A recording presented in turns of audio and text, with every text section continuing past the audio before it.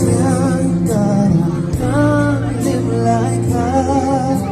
có khi lại thấy rộn ràng xe